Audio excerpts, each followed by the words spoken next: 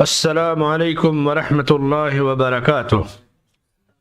الحمد للہ رب العالمین والعاقبۃ للمتقین والصلاة والسلام علی سید الانبیاء والمرسلین نبینا محمد وعلی آلہ وصحبہ اجمعین، اما بعد۔ یقول الامام شیخ الاسلام محمد بن عبد الوهاب رحمہ اللہ فی کتابہ کتاب التوحید الباب السادس والعشرون، باب ما جاء في الكهان ونحوهم۔ روى مسلم في صحيحه عن بعض أزواج النبي صلى الله عليه وسلم عن النبي صلى الله عليه وسلم قال: من أتى عرافا فسأله عن شيء فصدقه بما يقول لم تقبل له صلاة 40 يوما۔ وعن ابی ہریرہ عن النبی صلی اللہ علیہ وسلم قال: من اتى کاہنا فصدقه بما يقول فقد کفر بما انزل على محمد صلی اللہ علیہ وسلم۔ شیخ الاسلام محمد بن عبد الوہاب رحمۃ اللہ علیہ اپنی کتاب التوحید کے 26ویں باب میں فرماتے ہیں کہ نجومی اور غیب دانی کا دعویٰ کرنے والوں کا بیان۔ اللہ کا فضل ہے کہ ہم لوگ ایک سلسلے تسلسل سے اس وقت 26ویں باب میں پہنچے، اور آج دسمبر 21 ہے 2025 اور یہ 2025 کا ہمارا آخری درس ہے، اور اس کے بعد 2026 میں درس ہوگا انشاءاللہ۔ اور اس سے پہلے جادو کا ذکر ہوا تھا، اور جادو سے ہی جڑا ہوا یہ موضوع ہے کوہانت کا۔ کاہن کس کو کہتے ہیں؟ کاہن جادوگر کے مشابہ ہوتا ہے۔ جیسے جادوگر کچھ چیزیں ایسی دکھائے گا جس سے آپ حیران ہو جائیں گے، خارق عادت۔ کاہن کچھ چیزیں بتائے گا ایسی کہ آپ یہ سمجھیں کہ غیب کی خبر بتا رہا ہے۔ جادو دکھاتا ہے، کاہن بتاتا ہے، اور دونوں کا شیطانی عمل یہ ہوتا ہے۔ اور جادوگر اور کوہانت دونوں کا عقیدہ عمل عقیدے توحید سے ٹکراتا ہے۔ اسلام میں نہ جادوگری کی گنجائش ہے نہ کوہانت۔ جادو تو کفر ہے، اس کی تفصیل گزر چکی۔ کاہن ہوتا ہے کہ غیب کی خبریں، فیوچر کی خبریں بتاتا ہے۔ اب کیسے کوئی آپ کے فیوچر میں بتا پائے گا؟ یہ ہو سکتا ہے آدمی اپنے فیوچر کو جب نہیں جانتا، دوسرے کے فیوچر کو کیسے جانے گا؟ اللہ کا نظام ہے کہ وَمَا تَدْرِي نَفْسٌ مَاذَا تَكْسِبُ غَدًا، کل کون کیا کرے گا کوئی نہیں جانتا۔ آگاہ اپنی موت سے کوئی بشر نہیں، سامان 100 برس کا ہے، کل کی خبر نہیں۔ پروگرام تو ہم 100 سال کا بناتے ہیں، لیکن پل کی ہمارے پاس خبر نہیں ہوتی ہے۔ مگر یہ کاہن اور نجومی دعویٰ کرے گا، کوئی ہاتھ دیکھ کر کے، شکل دیکھ کر کے، اور فیوچر اور مستقبل کا ہاتھ بتانا چاہے گا۔ تو یہ سب چیزیں کفر اور شرک کی ہیں۔ شیخ نے اس باب میں اسی کو ذکر کیا ہے کہ چاہے کوئی مستقبل اور آنے والے وقت کی خبر دے، ہاتھ دیکھ لیا، بھائی تم کنگ بن جاؤ گے، تم یہ بن جاؤ گے، وہ بن جاؤ گے، یہ سب اٹکل پچو ہانکتے ہیں۔ علم کی بنیاد پر ایسا کوئی نہیں کر سکتا، کیونکہ یہ علم انسانوں کے پاس ہے ہی نہیں زمین پہ کہ کسی کا ہاتھ یا شکل دیکھ کر کے اس کے فیوچر کے بارے میں بتا سکے۔ یہ بات اللہ نے کہا کہ کسی کو میں نے نہیں بتایا۔ بعض انبیاء اور رسولوں کو غیب کی بعض خبریں بتا دیتا تھا، اور وہ اپنی امت کو بتا دیتے، لیکن کسی کو مکمل اختیار نہیں دیا کہ تم غیب کا علم رکھتے ہو۔ تو چاہے وہ قیافہ شناس ہو، چاہے کاہن ہو، چاہے نجومی ہو۔ قیافہ شناس یعنی اوپر انگلی اٹھا کر، آنکھ اٹھا کر، یا زمین پر لکیر کھینچ کر کے، پرندوں کو اڑا کر کے، ایسے ہی یہ سب ایک طرح کا ڈھونگ ہوتا ہے پبلک کو بیوقوف بنانے کا۔ اور انسان کے فیوچر کے بارے میں بتائیں گے۔ اس سے کیا ہوتا ہے کہ آدمی دھوکہ کھا جاتا ہے، وہ تیاری نہیں کرتا، اپنے مستقبل کے بارے میں فکر نہیں کرتا. اور یہ ایک طرح کا ڈھونگ اس لیے ہے کہ لوگوں کو اور کمزور کرنے کے لیے، ایمان، عقیدے اور محنت و مشقت نہ کر پائیں. ارے چلو تمہارے لیے تو ہے نا، لکھا ہوا ہے، فلاں صاحب نے کہا ہے، تو اور آدمی سست ہو جاتا ہے. کاہن کہتے ہیں اس شخص کو جو انسان کے مستقبل اور آنے والے وقت کی خبر کو بتائے. یا کسی کی کوئی چیز غائب ہو گئی، کوئی سامان غائب ہو گیا، تو اب کاہن بتائے گا کہ یہ سامان فلاں جگہ ملے گا. تو اسے کیسے پتا؟ ایک ہوتا ہے ڈپارٹ حکومتوں کا، CBI CID، تو ان کا کام ہے کھوج خبر لینا. دنیا میں جہاں بھی ملک ہیں، 200-250 ممالک ہیں، تو اپنے ملک کے شہریوں کی خبر کے لیے کہ کیا چل رہا ہے وہ الگ الگ خفیہ ایجنسیاں رکھتے ہیں. 4-5 ایجنسیاں، لوکل پیمانے کی، بڑے پیمانے کی، اس سے اوپر، تاکہ کرسی پر بیٹھا ہوا جانے کی کیا چل رہا ہے عوام میں. اور یہ وقت کی ضرورت ہوتی ہے خبروں کو جاننا. اب اس میں خبر پہنچانے والا اگر ایمانداری سے جو ہے بتا دیا تب تو ٹھیک ہے، اپنی دشمنی کے لیے الٹا سیدھا بتا دے، دشمنی نقصان پہنچا، یہ حرام اور ناجائز ہے. لیکن رپورٹ لینا، رعایا کی خبر گیری کرنا، یہ تو ہمیشہ سے رہا ہے. خبر گیری اس لیے تاکہ اصلاح ہو، ضرورتیں پوری کی جائیں. خبر گیری نقصان پہنچانے کے لیے نہیں ہوتی. یہ کاہن کیا کرتے؟ مستقبل کا حال بتا دیتے. یا اسی طرح سے چوری ہو گئی تو لوگ ان کے پاس جاتے اور کہتے کہ کس نے مال چورایا ہے. عرب کے اندر یہ چیزیں بہت زیادہ تھی پہلے، اور اسلام نے ان چیزوں کو ختم کیا. آج بھی جہاں کمزور عقیدے کے لوگ ہیں نا، یہ چیزیں پائی جاتی ہیں لوگوں کے اندر. اب آپ اندازہ کیجئے کہ ایک آدمی ایسے مجلس میں بیٹھا ہے، کوئی آیا اور کہہ دے کہ بھائی تمہاری قسمت میں یہ ہے، تم یہ کرو گے. کیسے وہ خبر کر سکتا ہے؟ انسان ایک دوسرے کو جانتے ہیں. ہوتا کیا ہے، جہاں سے کسی کی انٹری ہوتی ہے نا، وہاں غیر محسوس انداز، کوئی جان نہ پائے، کوئی آدمی آئے، مل لیا، حال چال لے لیا، ارے بھائی کس لیے آئے ہیں؟ ارے بھائی میرے یہ پریشانی ہے، سمسیا ملنے کے لیے آیا ہوں. دوسرا بھی ملا، اچھا ٹھیک ہے آئیے بیٹھیے، اور کیا دقت ہے بتا دے گا. وہ آدمی جو اجنبی بن کر حال چال پوچھ رہا ہے نا، وہ وہیں سے چھوڑا ہوا آدمی ہوتا ہے، جو کرسی پہ بیٹھ کے فیوچر کا حال بتاتا ہے، جو پرچی نکالتا دکھاتا ہے. اب اس کو کسی ذریعے سے، چاہے فرد واٹس ایپ کر دے، یا اب تو بڑی بڑی ٹیکنالوجی ہے، خبر کر دے گا. اب وہ کچھ سچ کچھ جھوٹ بتا دے گا، ایک آدھ کوئی چیز صحیح ہوگی، کیونکہ اس نے تو بتا دیا نا پہلے سے. اب کہیں گے بڑا پہنچا ہوا آدمی ہے. یہ ہے دنیا کی نگاہ، دنیا کا کھیل، جو لوگوں کو بیوقوف بنایا جاتا ہے کہ یہ آدمی غیب کی، فیوچر کی خبریں جانتا ہے.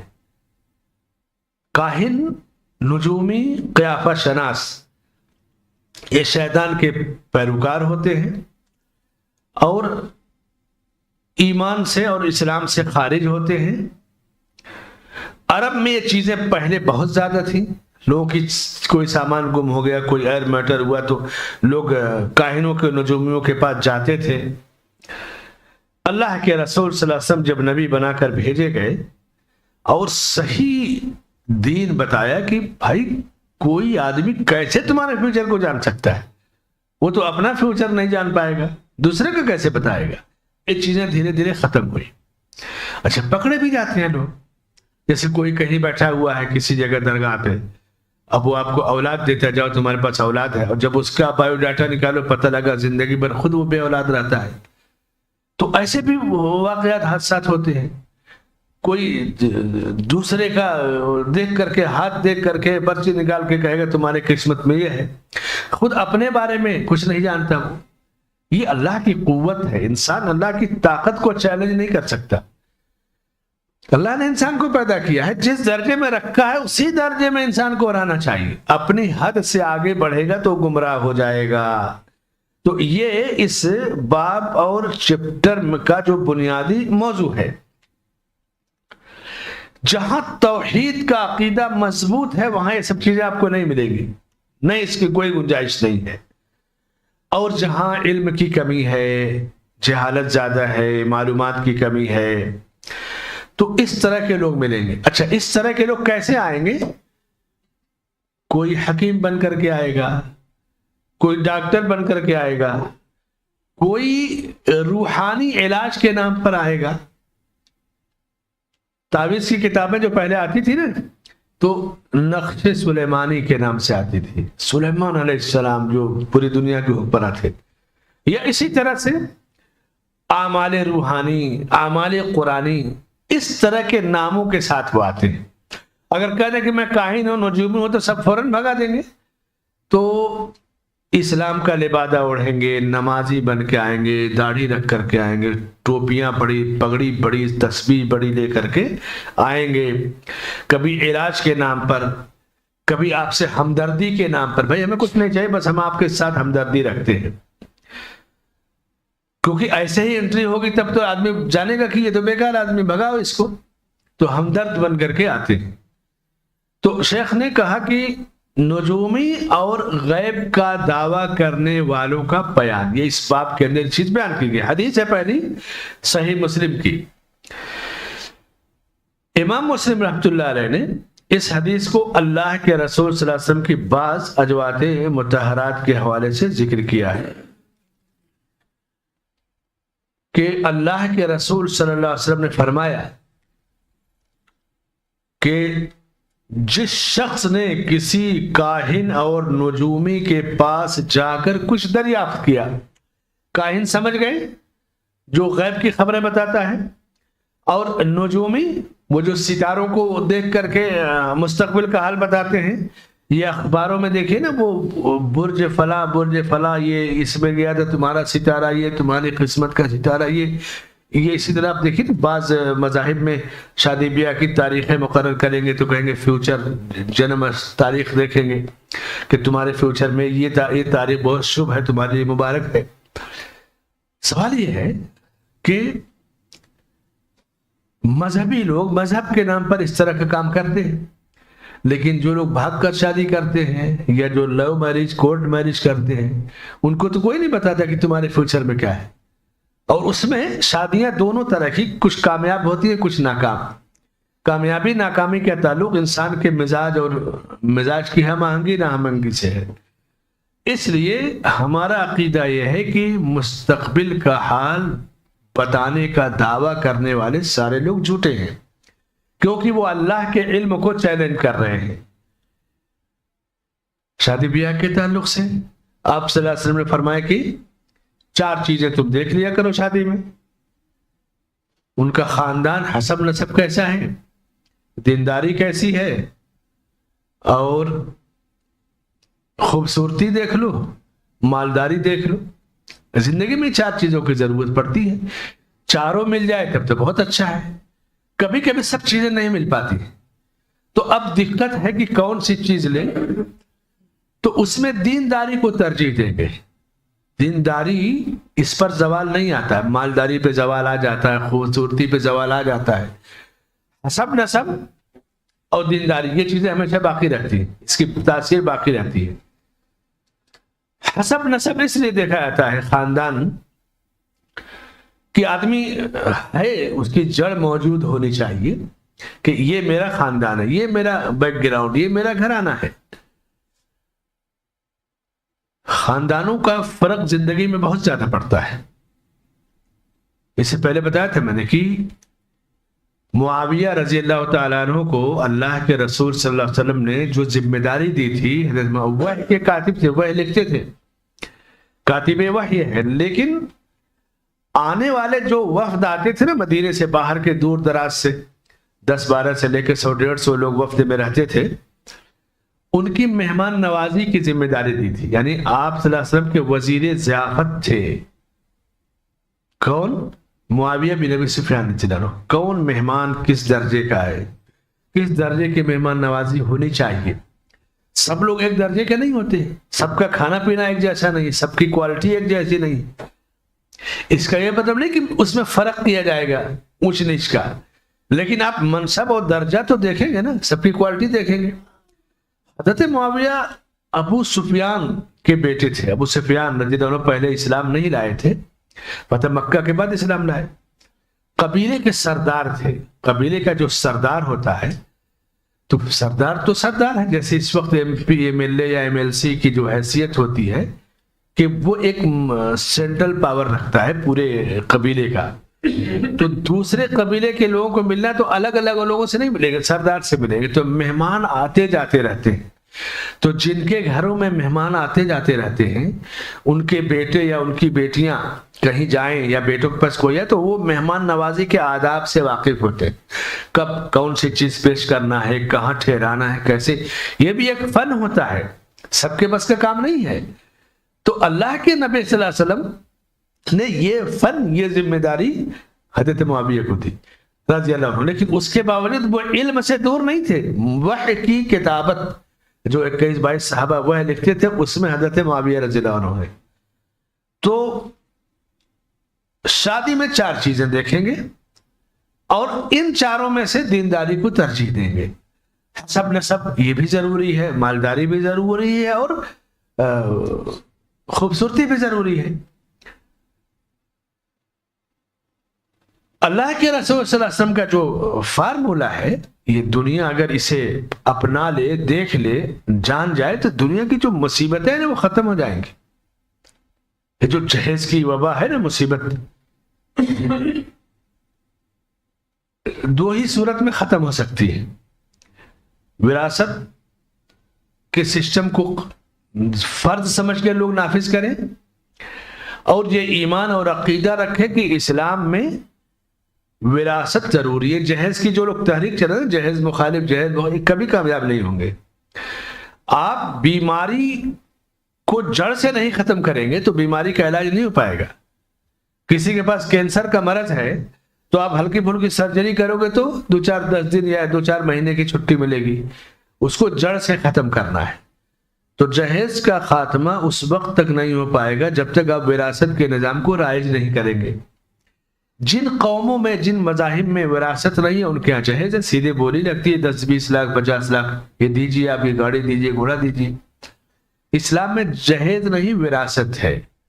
اچھا، جہیز کا مال جب شروع میں ملتا ہے نا شادی میں، گھر والے ادھر ادھر کھا پی کے 2-4-10 سال میں ختم ہو جاتا ہے.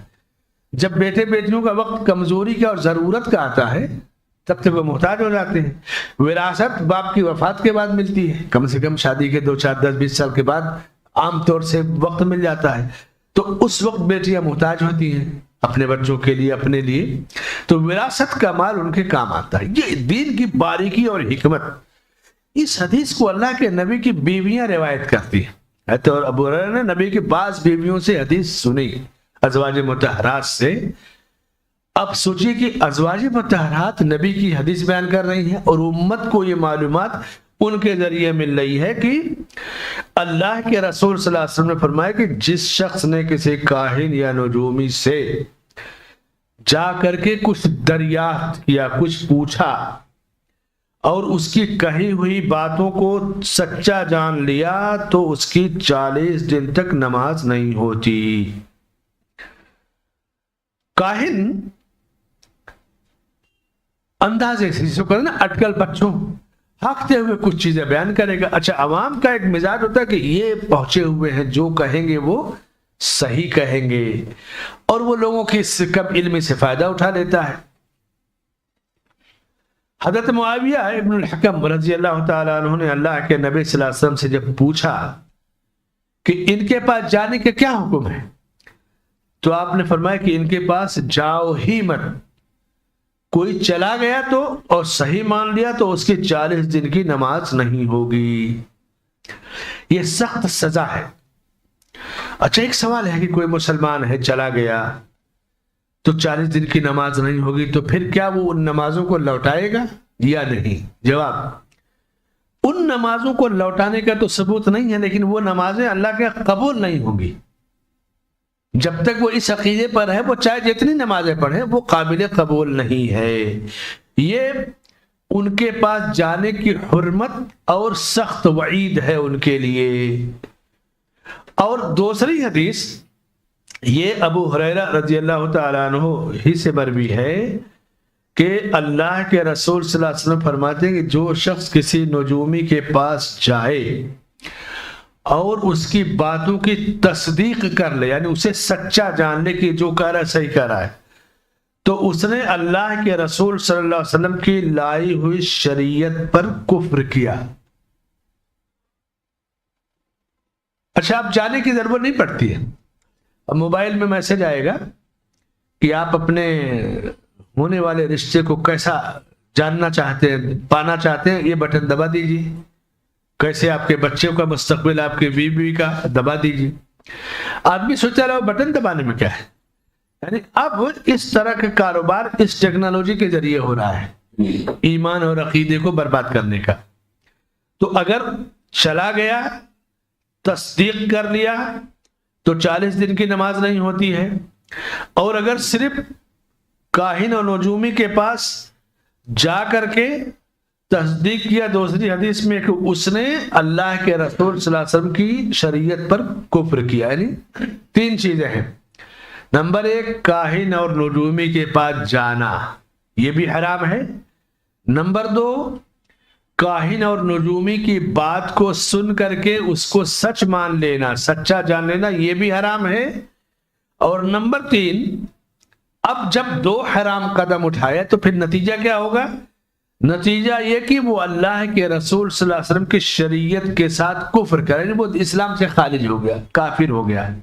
تو کافر کی کیسے نماز قبول ہوگی، کیسے اس کی عبادت قبول ہوگی؟ جب تک وہ اس عقیدے کی اصلاح نہ کر لے کہ کاہن اور نجومی کے پاس جانا، کچھ پوچھنا یا اس کی باتوں کی تصدیق کرنا، سچا جاننا حرام ہے، جب تک اس عقیدے سے توبہ نہیں کر لیتا تب تک وہ کافر مانا جائے گا، اور کفر کی حالت کی نماز اور عبادت اللہ کے قبول نہیں ہوتی ہے۔ تیسری روایت ابو ہریرہ رضی اللہ عنہ سے مروی ہے، اسی مفہوم کی کہ اللہ کے نبی صلی اللہ علیہ وسلم نے فرمایا کہ جو کسی کاہن یا نجومی کے پاس آیا اور اس کی کہی ہوئی باتوں کو سچ مان لیا تو محمد صلی اللہ علیہ وسلم کے ساتھ، آپ کی شریعت کے ساتھ اس نے کفر کیا۔ اور ائمہ 4، امام داؤد، نسائی، ترمذی، ابن ماجہ اور امام حاکم کے یہاں یہ حدیث ہے، اور یہ حدیث صحیح بخاری مسلم کی شرط پر صحیح ہے، یعنی حدیث بخاری مسلم میں نہیں ہے، لیکن امام بخاری مسلم کے یہاں صحیح حدیث کی جو شرطیں ہیں اس پر یہ حدیث موجود ہے۔ اب اپنی صحیح میں نہیں ذکر کیا، اب یہ الگ چیز ہے، لیکن ان کی شرط پر یہ پوری ہے۔ اور ابو داؤد، نسائی، ترمذی، ابن ماجہ میں حدیث ہے، ابو ہریرہ رضی اللہ عنہ فرماتے ہیں کہ اللہ کے نبی صلی اللہ علیہ وسلم نے فرمایا کہ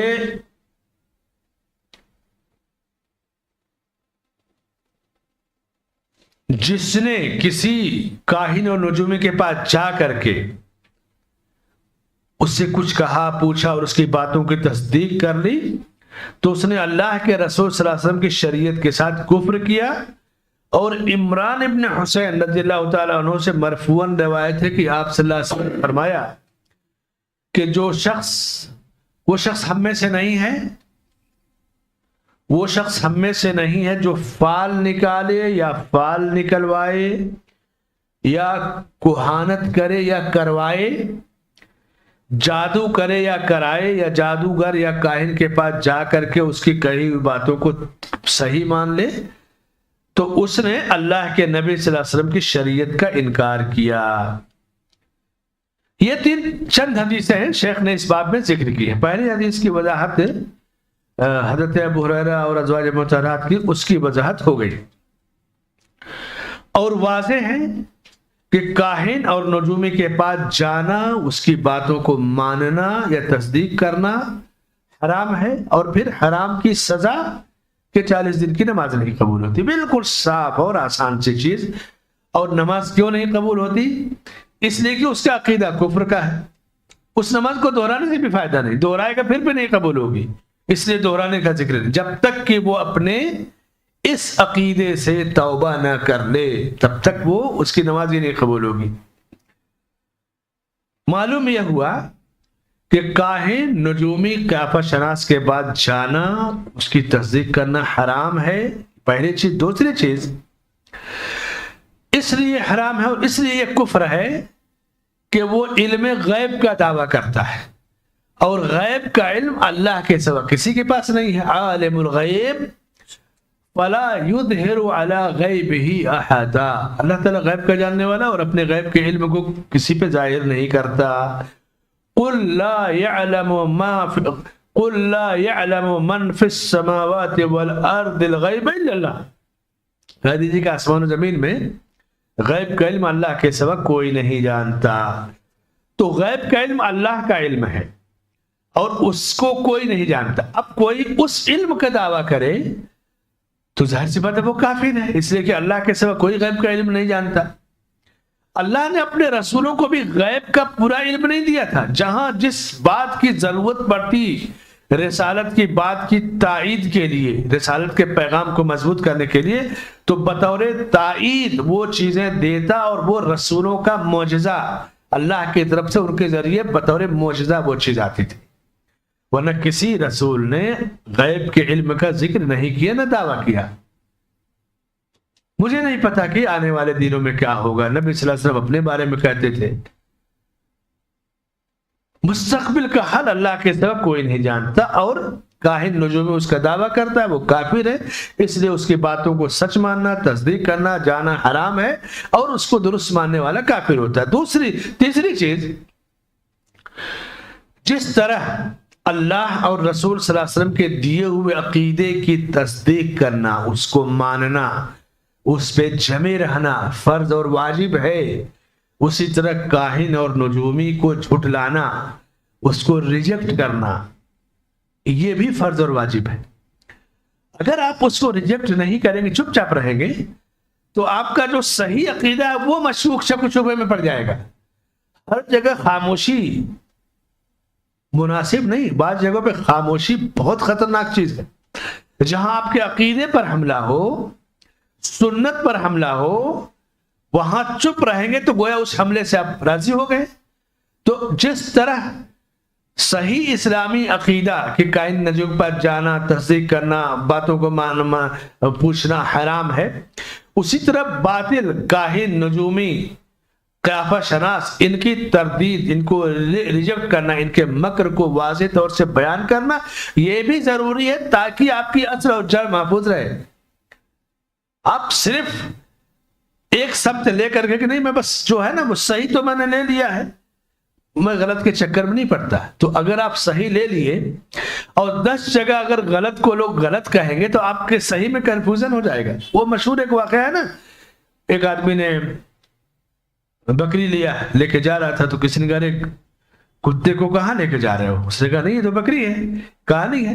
پھر کچھ دور گیا تو کہا یہ کتا کہاں لے کے جا رہے ہو؟ اس نے کہا نہیں یہ تو بکری ہے۔ پھر کچھ دور اور گیا تو کہا کتے کو کہاں لے کے گھوم رہے؟ تو اس کو کنفیوز ہو گیا، یہ کہ یار میں لایا ہوں بکری خرید کر کے، سب لوگ کتا کہہ رہے ہیں، کیا واقعی یہ کتی ہے؟ کتا تو نہیں ہے۔ اور اس نے کہا ٹھیک ہے، پھر چھوڑ دیا اس کو، لے جاؤ، کتا ہے تو نہیں لے جاؤں گا۔ صحیح کو بھی کنفیوز کرنے والے، اسی لیے عالمی جو طاقتیں ہیں نا جو عوام کو گھماتے ہیں کہ جھوٹ اتنا بولو کہ لوگ جھوٹ کے بارے میں پہلے کنفیوژن ہو جائیں گے، شک و شبہ میں پڑ جائیں گے، پھر ایک وقت آئے گا کہیں گے ارے اتنے دن سے وہ کہہ رہا ہے کچھ تو سچائی ہوگی۔ اور چینل والوں کی پوری صورتحال جو ہے، یا سوشل میڈیا اور جو جھوٹ بولتے ہیں عوام کے دماغ سے کیسے وہ کھلواڑ کرتے ہیں، تو اسی طرح سے ان لوگوں کے جھوٹ یا مکر کو نہیں بیان کریں گے تو آپ کا سچ شک و شبہ اور کنفیوژن میں پڑ جائے گا۔ چوتھی چیز، پانچویں چیز،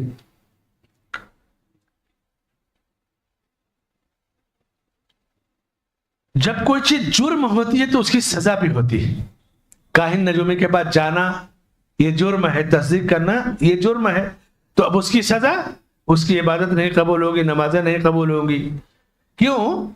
اگر یہ کڑی پابندی نہ ہوتی تو سماج میں ہر طرح کے لوگ رہیں گے، وہ تو دیکھو نجومی کے پاس جاتا ہے، وہ کاہن کے پاس، وہ جادوگر کے پاس، تو سب لوگ تو ایک ہیں۔ تو جب مجرم کو اس کی سزا کا احساس ہوگا تو پھر وہ جرم کو جرم سمجھے گا، سزا نہیں دے گا پائے گا تو جرم ہلکا ہو جائے گا۔ کسی بھی ملک میں جہاں جرائم پہ سزا نہیں ملتی نا، وہاں جرائم کو لوگ بہت آسان سمجھ لیتے ہیں، اور جہاں سزا مل جاتی ہے وہاں جرائم سے لوگ توبہ کر لیتے ہیں. کل پرسوں سعودی عرب کے 2 نیشنل سعودیوں کا سرگردن مار دی گئی، قتل کر دیا. کیوں؟ انہوں نے کسی سوڈانی کو قتل کیا تھا. ایک نے قتل کیا تھا اور دوسرے نے قتل کرنے میں مدد کی. تو پہلے جیل میں ڈالتے ہیں، پھر اس کے بعد یا تو گواہ یا پھر وہ اقرار پورے ثبوتوں کے ساتھ، کیونکہ جو جج ہوتے ہیں ایسے ہی نہیں فیصلہ دیتے کسی کی جان کا، پورے ثبوت کے ساتھ ساری چیزیں جب مل جاتی ہیں تو 6 مہینہ سال بھر جو بھی لگے کہ اب یہ قتل کا مجرم ہے اور شرعی حد نافذ کی گئی. پرسوں نرسوں کی رپورٹ ہے کہ کسی کو قتل کیا ہے اور ثبوت کے ساتھ جب گرفتار ہوا ہے یا گرفتاری کے بعد ثبوت مل گئے تو اب اس کی سزا ہے، اس میں کوئی رعایت نہیں. یہ چیز ہے، ابھی پرسوں نرسوں کی رپورٹ ہے. اگر نہ ایسا ہو تو پھر کوئی بھی کسی کو مار کے نکل دے. ہمارے ملک کی سب سے بڑی مصیبت یہ ہے نا کہ آپ چاہے قتل کر دیں، چاہے کسی بے قصور کا اغوا کر لے، کسی کی بیٹی کا بدکاری کر لے، جان لے لے، کچھ بھی کر لے، آپ کو وکیل مل جائے گا آپ کا کیس لڑنے کے لیے، اور پھر آپ بے فکر ہو، چلو پیسہ خرچ کرو اور وکیل کہے گا اتنا دے دو میں تمہارا کیس جیت کے دکھا دوں گا. اس طرح جرائم ختم نہیں ہوتے. جرم کو بڑھانے والے وہ لوگ ہوتے ہیں جو مجرم کی تائید کرتے ہیں، جو اس کا ساتھ دیتے ہیں. اسلام نے جرم کی سزا بہت کڑی رکھی ہے تاکہ جرم ختم ہو جائے، جرم سے لوگ دور رہے. چھٹا جو اس حدیث سے چھٹی جو چیز ثابت ہوتی ہے کہ جب لوگ اس طرح کے لوگوں کی باتوں کو سچ ماننے لگیں گے تو پھر کیا ہوگا جانتے ہیں؟ لوگوں کے اندر ایک خوف پیدا ہو جائے گا، ارے فلاں سے بچ کے رہو، وہ تو فیوچر کی بات جانتا ہے. یا پھر اسی طرح جھوٹ بولنا، شر اور فساد پھیلانا، یہ سب چیزیں لوگوں میں عام ہو جائیں گی. کہیں گے اس کے پاس تو جنات ہیں، 4 5 10 20 قبضے میں لیا ہے، وہ چھوڑ دے گا آپ کے اوپر. اس طرح لوگوں کے اندر خوف پیدا ہوگا. آپ اسلامی عقیدے سے، جو اسلامی شریعت کا جو ہتھیار ہے نا، صبح و شام کی دعائیں، اس سورہ البقرہ کا جو بار بار حدیثوں میں ذکر کیا گیا ہے نا، آپ ذرا اس کو ترجمہ تفسیر کے ساتھ پڑھیے. میں نے ابھی جو سلسلہ شروع کیا تفسیر کی ریکارڈنگ کا i+ پہ، ابھی میں نے پرسوں سورہ النحل ختم کیا ہے، اب انشاءاللہ سورہ الاسراء شروع ہوگی. سورہ البقرہ، سورہ آل عمران اور سورہ مائدہ اور نساء میں مجھے تقریباً سال بھر لگ گیا تھا، اور اب جو صورتیں ہیں جلدی جلدی ہو جا رہی ہیں.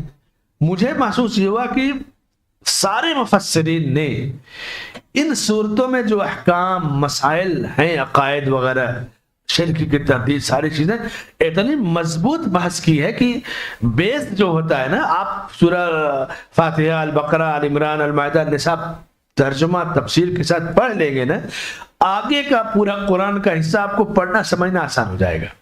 کتاب التوحید کی بھی وہی صورتحال ہے.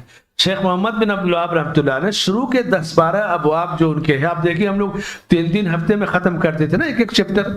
یہ بیس ہے. پہلے توحید کی وضاحت، اہمیت، ضرورت، شرک کی مذمت، اس کو بیان کر کے پھر کیا کہا؟ شرک کی قسمیں، تاکہ اس برائی میں لوگ پڑے نہ. اگر آپ صرف توحید کی اہمیت جان جائیں گے اور شرک کو نہیں پہچانیں گے تو پڑھ سکتے ہیں نا، کتنے بھی مضبوط ہو. توحید کی اہمیت، ضرورت، فوائد، اور پھر شرک کی خطرناکی اور اس کی قسمیں. تو یہ جو جادو، کہانت، نجومی، یہ سب ابواب، یہ شرک کا ایک طرح چور دروازے ہوتے ہیں پہنچانے والے. تو اب شیخ اس کا ذکر کرتے ہیں. کتاب التوحید کا جو طریقہ ہے نا، قرآن کا، اللہ کا جو اسلوب ہے، اس انداز میں کہ پہلے بیس مضبوط ہے اور اس کے بعد پوری چیزیں بیان کی گئی. قرآن کا پیارا اسلوب ہے. اور کتاب التوحید کا دوسرا جو طریقہ ہے وہ امام بخاری کی جو صحیح بخاری ہے، کہ صحیح بخاری میں امام بخاری نے اپنی طرف سے کچھ نہیں لکھا. جو باب ہے مثلا کتاب الطہارہ، اس کے تحت ایک آیت اور ایک حدیث، تو جو چیپٹر اور سرخی قائم کی ہیڈنگ وہ امام بخاری کی اپنی زبان میں ہے، باقی نقل کر دیا ہے. کتاب التوحید میں باب کی ہیڈنگ اور مسائل یہ شیخ محمد بن عبد الوہاب کی طرف سے، باقی آیت اور حدیث. اس لیے اللہ نے اس کتاب کے ذریعے برکت دی. یعنی یہ کتاب قرآن مجید اور سنت صحیحہ، صحیح بخاری مسلم کا پورا اسلوب اور اس کا نچوڑ ہے، اور اللہ نے اس کے ذریعے یہی فائدہ پہنچایا پوری امت کو. اللہ ہمیں اور آپ کو علم نافع عطا فرمائے، عمل صالح کی توفیق بخشے، آمین. وصلی اللہ علی نبینا محمد وعلی آلہ وصحبہ اجمعین. ایک چھوٹا سا بریک لے لیجیے، حافظ جی کی پرچی آ گئی ہے، چائے وغیرہ پی لیجیے، اس کے بعد پھر شروع کرتے ہیں انشاءاللہ.